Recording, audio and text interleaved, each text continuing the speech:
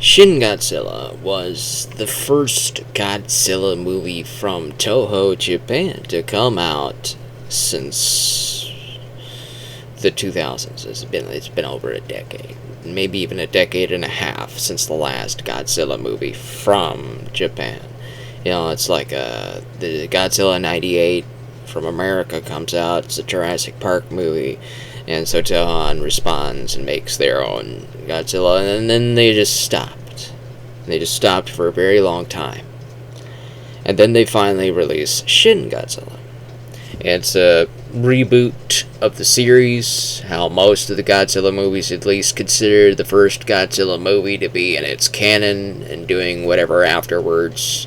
But this time, it's a reintroduction to Godzilla. We are seeing him for the first time in the modern day. Everybody's got their cell phones and their social medias, and they're recording all sorts of crazy events and talking about it online.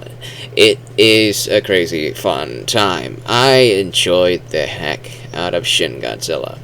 People would probably find this movie boring if they're used to the MonsterVerse movies that have been coming out this past decade and a half in Hollywood. If they're used to those type of movies and enjoying all sorts of action-paction, Hollywood action, cinematic drama, then when you get to Shin Godzilla, outside of a couple scenes where the military engages with Godzilla, you're going to find that most of this film is a bunch of people in boardrooms and meetings talking about what's going on and what they plan to do about it. Lots of bureaucracy, lots of debating and deliberation, and complaining about how things are taking too long, or going from meeting to meeting to meeting to meeting to meeting, and especially when they're giving orders for a military attack. Somebody says fire, somebody else pulls out their phone, says fire, somebody right next to them picks up that order, picks up their phone, fire, switch to the military room with the military commander says fire, and we move to the next guy in the line, that guy says fire, and we move down to the next guy in line, he picks up a phone, listens in on the order, and then he turns and says fire, and then we turn finally to a guy in an aircraft who gets the order, and then he says fire, and then finally the thing fires, because it parodies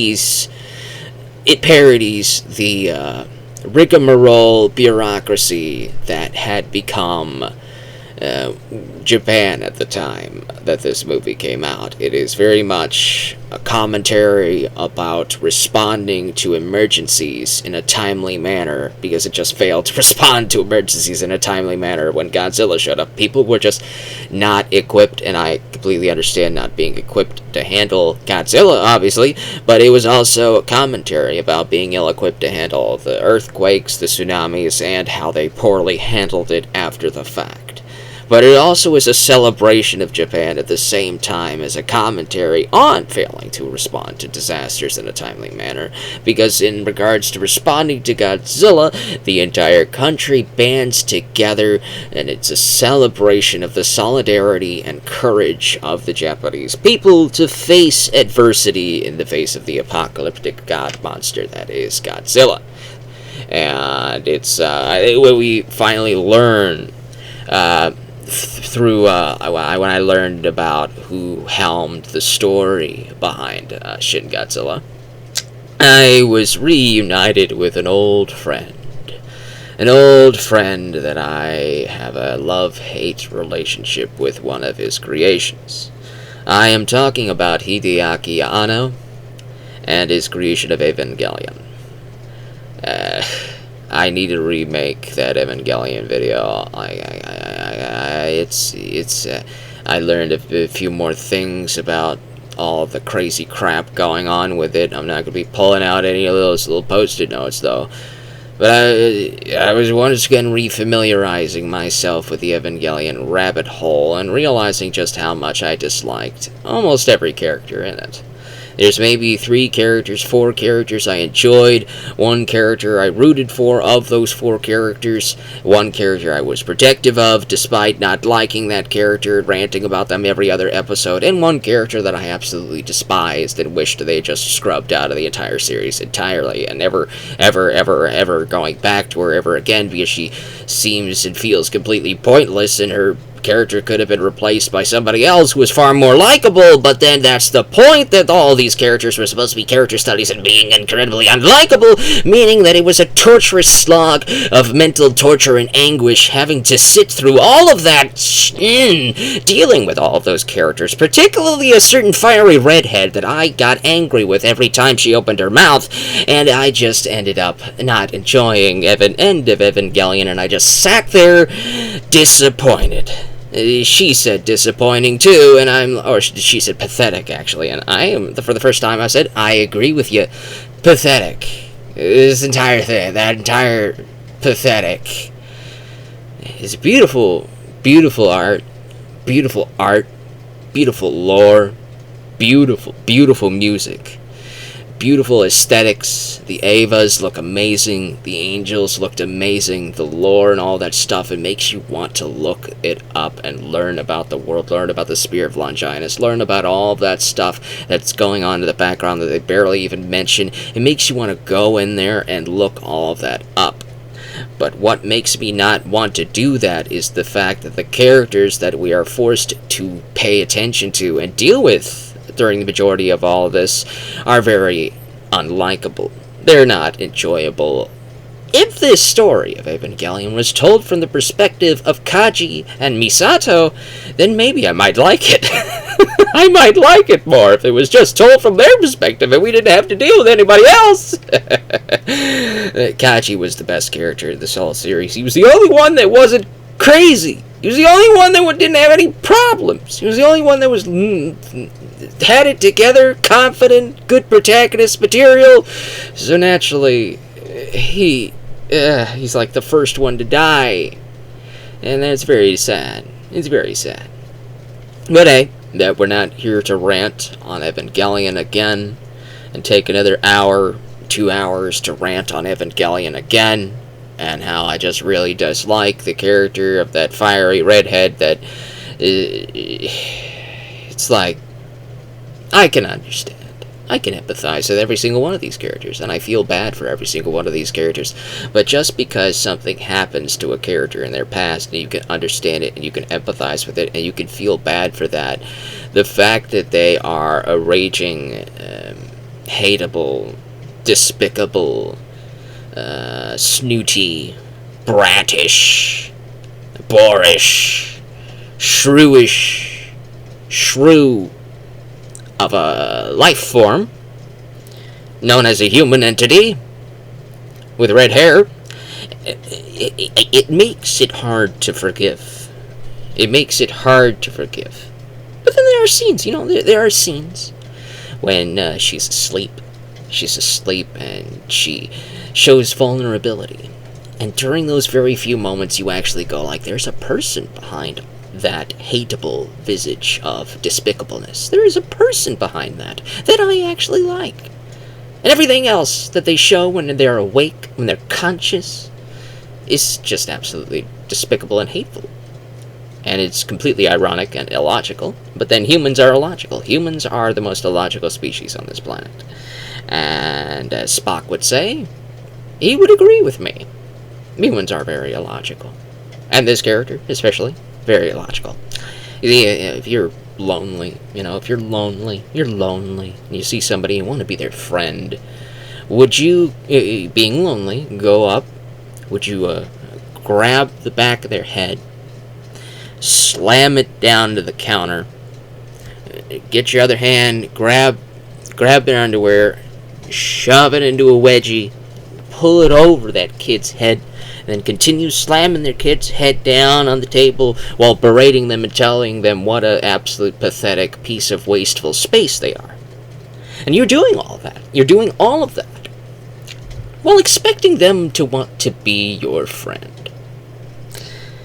I'm sorry, I don't think that's going to happen. In fact, I would tell that kid that you're giving the wedgie to never give you the time of day. I would tell him to never talk to you. I would tell him to isolate you. I would tell all of your peers that you mistreat and treat like garbage to also isolate you. And then you would truly feel alone and by yourself. And I would like for you to reflect on how your actions cause your problems. Maybe you should be a little bit nicer to people, and maybe you would get what you want! But enough about Evangelion. Let's talk about some of the good things about Evangelion. The music is very good. And one of the tracks from Evangelion is used in Shin Godzilla because Hideaki Anno, who teams up with this composer quite a bit, teamed up with him again for the Shin Godzilla soundtrack. And the soundtrack to this movie is incredible. I love the soundtrack to Shin Godzilla. This guy also did the Bleach soundtrack, the anime Bleach. If you've watched Bleach and you listen to that now, you feel like you know that guy, that song? That's that guy. That's that guy that's doing the Shin Godzilla soundtrack, along with a couple other stuff. They're reusing a lot of older soundtrack from some of the older, more popular movies, and those are very recognizable and iconic. This film is a celebration of Godzilla while also trying to bring a new breath of fresh air into it, while also trying to chaotify it with Hideaki Anno's storytelling. There's a lot of concept art, because this Godzilla is a transforming Godzilla. It transforms and evolves all throughout the film. There's deleted scenes where chunks of flesh that were knocked off of Godzilla are still mutating and growing limbs and all grotesque and stuff, and everybody's saying this stuff is alive. It's like a bunch of living separate entities coalesce and form this monster form, and they're very curious about what this thing is. It's a very interesting idea. It's very interesting. It's probably the most unique Godzilla has ever been since its creation. And I actually absolutely respect Anno for the direction that he took this in. And unlike Evangelion, where most of the characters are absolutely despicable, in Shin Godzilla, all of the characters are likable and enjoyable. I enjoyed the characters in this movie. Well done, Anno. Well done. I like your characters. I love Yaguchi. I love that dual citizenship lady who wants to be president of America someday. She's very likable. She's very fun. She speaks English sometimes, and she speaks Japanese most of the time. And so that she represents the American side when they're trying to cooperate with the Japanese and trying to joint security treaty to stop Godzilla. It's very fun. A lot of people are they like form this task force from a bunch of outcasts in the bureaucracy, rigmarole, members of the Diet, members of the military, and they all come together. Scientists, nerds. They're a bunch of people that are bypassing the rigmarole bureaucracy of what has become the system of Japan at the time, so that they can form a rapid response unit so that they can rapidly respond to the growing threat that is Godzilla. And they end up figuring out how to stop him, freezing blood coagulant, and they freeze Godzilla so that they don't have to fire a nuke at Japan, because Japan hates nukes. Japan hates it, and I don't blame them for hating them. The Godzilla was created out of the crucible of the nuke, and how everybody hated that at the time of the apocalypse of the solidarity of Japan after the events of the nuclear attack. Godzilla is a symbol of Japanese solidarity, and also the face of standing on the edge of an apocalypse, and the necessity for solidarity to stand together against that, and how they will always overcome it. It is an incredible idea. It is an incredible symbol. This movie is fantastic. I don't know if I like it more than -1.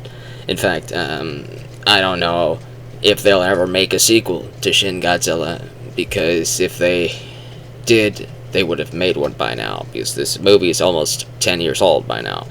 That's how much time has passed, man. That's how much time has passed. It's crazy to think, isn't it? That's how much time has passed. It's crazy to think about that. This thing says 2016. It's almost 2026. No, it is 2026. It's going to be 2027 soon. So it's crazy, It's absolutely crazy to think about how fast everything's going. But it is what it is. It is what it is. Shin Godzilla, fantastic movie. Maybe not as good as -1. They're making another -1. It's called -0. And I'm very excited to see what that one's going to be. But watch this one. Watch this one if you haven't.